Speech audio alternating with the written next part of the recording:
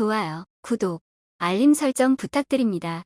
안녕하세요. 저는 요즘 등산에 푹 빠진 40대 초반, 아내와 귀여운 아이를 둔 가장입니다.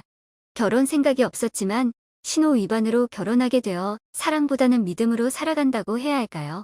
아이를 낳은 지 몇 년 지났다고 아이 키우는데 집중해야 된다며 관계조차 소원해진 요즘입니다. 아내를 만난 건 30대 초반에서 중반으로 넘어갈 때쯤인 것 같습니다. 어느새 신입 시절은 어디 갔는지 익숙해진 회사의 굴레 속에서 일하고 있던 때였죠. 지루해진 일상에 적응해 이제는 사원이 아닌 대리를 달게 된 상태에서 아내를 만나게 되었습니다. 아내는 채용 연계형 인턴도 아닌 그냥 회사에서 국가의 지원을 받기 위해 뽑는 단순 인턴에 불과했죠. 왜 일명 독서실 인턴 있잖아요. 회사 와서 독서실처럼 공부만 하는. 어쨌든 명목상 회사 업무를 가르쳐야 하니 연차가 너무 짧지는 않아야 하고, 그렇다고 중요한 위치에 있는 사람들은 맡기 귀찮아하고, 적당한 게 저였습니다. 그래서 제가 인턴 담당이 되었죠. 그래도 저보다 어린 친구들이라고 말랑말랑한 피부를 가진 것은 물론 아직 사회초년생 티가 나더라고요. 군기가 바짝 든 것이 어찌나 귀엽던지요. 그중 가장 어여쁜 친구가 눈에 들어왔습니다. 대리님 부르며 저를 쫄랑쫄랑 쫓아다닌 지 3달이 지났을까요? 특별한 교류 없이 그저 사무적으로만 서로를 대했습니다. 어느 한 명 예뻐한 적도 미워한 적도 없었어요. 그냥 처음에 좀 예뻤던 친구를 보고 청순하다고 느낀 정도? 딱히 아무 생각 없이 회사만 다녔습니다. 그렇게 낙엽이 무르익던 계절, 가을이 되었을까요? 어느덧 마지막 인턴 날이 되었습니다. 다들 일하는 모습을 보인 건 아니었지만 어쩐지 서운해 보여서 마지막이니 함께 밥이나 하자는 핑계로 인턴 친구들과 술을 마시게 되었습니다. 삼겹살을 먹으며 간단하게 소주를 들이켰습니다. 치맥을 할까 소주를 마실까 묻자 그녀는 고민하더니 소주가 땡긴다며 소주를 골랐고 그 길로 회사 근처 고깃집으로 향했죠. 그동안 고마웠고 종종 취업에 궁금증이 생기면 얼마든지 도와줄 테니 연락하라는 거칠애를 거쳤습니다. 요즘 친구들이 그렇게 취업이 안 된다나 뭐라나요. 걱정이 많을 시기일 것이 뻔해 조금이라도 힘을 덜어주고 싶었습니다. 회사 생활에서 중요한 점이나 면접 팁, 사소하지만 선배를 대하는 방법 등 정말 기초면 기초지만 누가 알려주지 않는 그런 것들이요. 물론 단순히 선의였어요. 이것저것 저희 회사 면접 때와 처음 입사 후 일어났던 이야기도 물어보고 여태 조금 챙겨주지 않아 섭섭했다는 이야기도 하고 여러 친구들과 처음으로 그렇게 많이 이야기해 본 것 같았어요. 그때 제 아내가 될 사람이라서 그랬을까요? 그중 가장 어여뻤던 그 친구가 다시금 눈에 들어왔습니다. 술을 마시니까 그 예뻤던 친구가 더 예뻐졌더라고요. 술에 취해 붉어진 볼, 그리고 술을 마시며 촉촉해지니까 벌개진 눈가까지 눈길이 갈 수밖에 없더라고요. 술에 취해 느슨해지지 않으려고 긴장을 유지한 상태로 꼿꼿하게 앉은 바른 자세도 한몫했고요. 순간 저도 취해서인지 저 여자에게 발을 걸어보고 싶다는 장난기가 돌았죠. 진짜 발을 걸겠다는 건 아니고 괜히 말도 걸어보고 뭐라도 얹어보고 싶은 그런 심정이요. 어린애한테 무슨 짓이냐고 손가락질한다고 해도 그 상태에서 저는 술에 취해 돌아버린 상태였어요. 여태껏 아무 질문도 아무 한탄도 하지 않은 그녀를 가리키며 물었습니다. 제 아내가 될 사람이니 이름은 예은이로 할게요. 예은 씨는 뭐 궁금한 거 없어요? 아, 저요? 보통 이런 건 그냥 없어요라고 대답한다거나 괜찮아요라고 손사래를 치지 않나요? 당돌하게 말했던 신입이 몇 명 있지만 예은이는 그런 스타일도 아니었고 정말 말이나 섞어보려고 대충 던진 질문이었는데 예은이는 글쎄 이런 것이 처음이라 부끄럽다는 듯이 머리만 긁고 있는 겁니다. 순진하고 순수한 모습에 저는 더 호감 비슷한 감정이 생겨버렸죠. 생각 안 나면 나중에 통화로 하라는 제스처를 취한 뒤 언제든지 연락하라는 말을 덧붙였습니다. 딱히 말을 섞기 싫은가 하는 생각도 있었어요. 아무래도 나이 차이 나는 오빠라고 하기도 조금 그런 선배가 들이댄다고 생각할 수도 있으니까요. 발 좀 걸어보려던 제 헛된 바람은 그렇게 물거품이 되는 줄 알았습니다. 저 여쭤볼 게 있어서 그러는데 점심에 시간 괜찮으세요? 이게 웬걸? 둘이서 따로 보자는 메시지가 도착한 겁니다. 오전 10시쯤이었나요? 점심 괜찮다고 답장을 보내니 시간 맞춰 회사로 오겠다고 하더라고요. 사실 전혀 생각지 못한 연락이라 그때부터는 제가 무슨 일을 어떻게 했는지도 모르겠습니다. 그런 설레는 감정도 오랜만이고 연애도 한지 꽤 된 상태라 혼자 엄청 긴장했죠. 예은이는 그저 정말 궁금한 게 있는 걸 수도 있으니까요. 하지만 괜히 기대하게 되는 건 어쩔 수 없더군요. 그렇게 점심시간이 되고 어색하게 뒷목을 긁으며 나갔는데 손을 흔들며 여기라고 외치던 그녀의 모습이 아직도 환합니다. 예은 씨, 무슨 일 있어요? 일단 밥부터 드시죠. 구내 식당으로 가려다가 멈칫 좋은 곳에 가야 할 것 같아 근처 일식당으로 데려갔습니다. 회사 근처 식당들은 대부분 백반집이라 그럴싸한 분위기나 좋은 메뉴라고 하면 그나마 일식집이 최선책이었거든요. 일식집을 가자는 말에 눈이 휘둥그레 커지며 제가 살게요. 말하는 걸 겨우 말렸습니다. 런치 메뉴로 간단히 초밥 세트를 시키고 난 뒤 너무 궁금해진 나머지 음식이 나오기도 전에 무슨 일이냐 캐물었습니다. 그런데 웬걸 예은이가 하는 질문들이 다 너무 어이없더라고요. 저는 무슨 면접 보는 줄 알았습니다. 회사에 지원하게 된 계기는 무엇이냐? 이 회사의 비전은 어떤 것 같냐? 다른 회사에서 이직 제안이 온다면 어떻게 할 것이냐? 저랑 장난하는 건가 싶어 조금 화가 나더군요. 저도 모르게 미간을 찡그리며 무슨 일인지 대답해 달라고 말하니 심호흡을 크게 하며 한 번만 말할 거니까 잘 들으라고 하더라고요. 저 사실 대리님 좋아해요. 대리님한테 밥 한 번 얻어먹고 싶었어요. 대리님은 저한테 호감 없으셔도 괜찮아요. 그래도 인턴 생활 끝났는데 잘해볼 생각 없으세요? 이제 저희 일로 엮인 사이도 아니잖아요. 저 이 회사 지원 안 할 거니까 걱정 마세요. 우다다다 혼자 외치는 말이 끝나자마자 음식이 나오더라고요. 종업원이 살짝 미소 지은 것처럼 보인 건 여전한 저만의 비밀입니다. 급하게 쏟아내듯 말하는 고백들이 너무나 귀여웠죠. 저는 살짝 붉어진 볼과 이리저리 움직이는 눈동자가 정말 사랑스러웠거든요. 그날 저녁 시간 괜찮냐고 묻고 저녁에 술이나 한 잔 어떻냐고 묻고 그녀의 목에 얼굴을 묻고 그렇게 저는 급속도로 가까워지게 되었습니다. 그리고 저는 아직도 그날을 후회합니다. 그날만 아니었다면 지금 이런 일도 일어나지 않았을 테니까요. 그날 밤 제가 가장 사랑하는 여자가 생겨버렸습니다. 저는 그날 밤을 명백히 후회합니다. 그녀와 알아가기도 전에 저질러 버렸고 그녀가 임신을 하게 됐고 어쩔 수 없이 저희는 결혼을 택했습니다. 도저히 아이를 지울 수 없었습니다.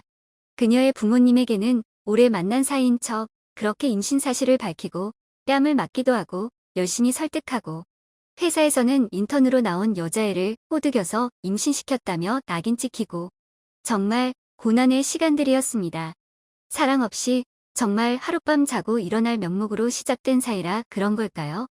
처음 같이 살게 된 이후 한 달 내내 예은이랑은 하루도 빠짐없이 내내 싸우기만 했습니다. 생활 습관, 식습관, 정말 작은 것 하나라도 맞는 게 없어서일까요? 아이는 너무 사랑스럽고 예쁜데 아내는 왜 이렇게 날 지치게만 하는지 너무 힘들었습니다. 그렇게 몇 년이나 지났을까요?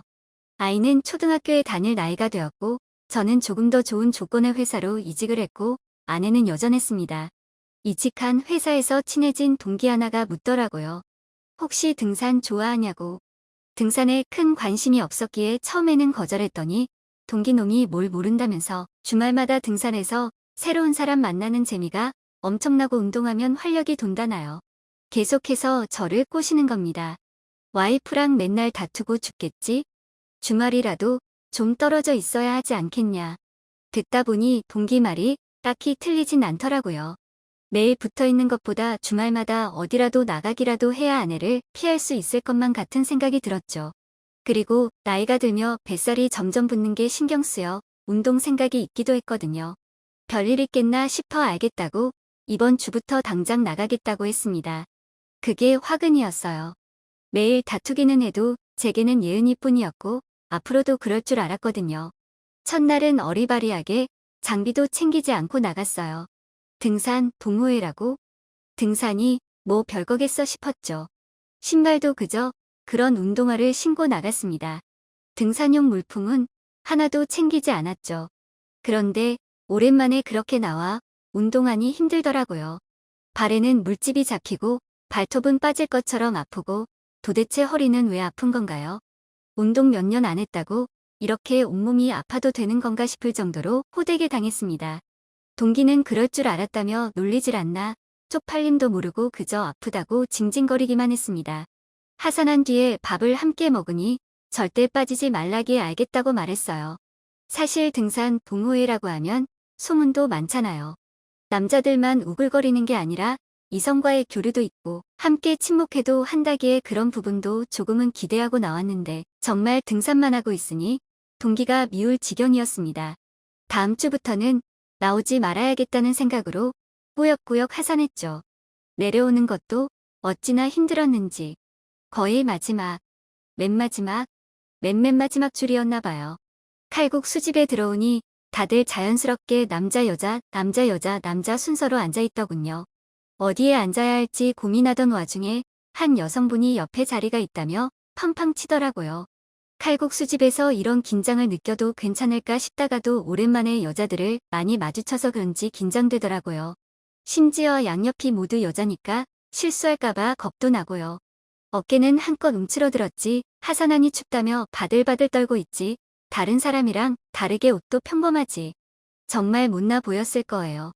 이럴 거면 좀 더 신경 써서 옷도 차려입고 올 걸 왜 간과했을까요? 말로는 예은이밖에 없다고 하지만 사실 새로운 사람들과의 만남을 기대하고 있었나 봅니다.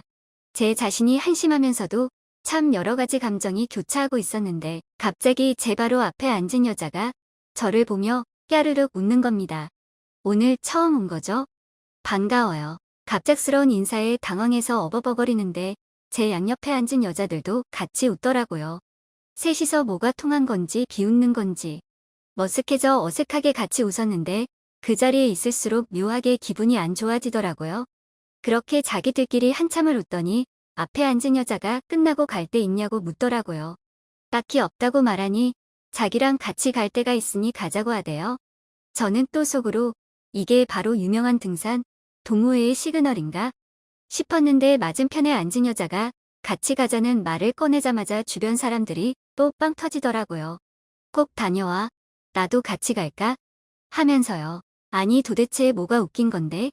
어디를 간다는 건지도 모르겠고 지금 이게 무슨 상황인지 물어보고 싶었지만 차마 물어볼 수는 없었습니다. 지금 생각해보면 그때 그만뒀어야 했는데 그 시그널을 모르는 척하고 무시했어야 했는데 말이죠. 사람이 많아 음식값만 꽤 나왔습니다.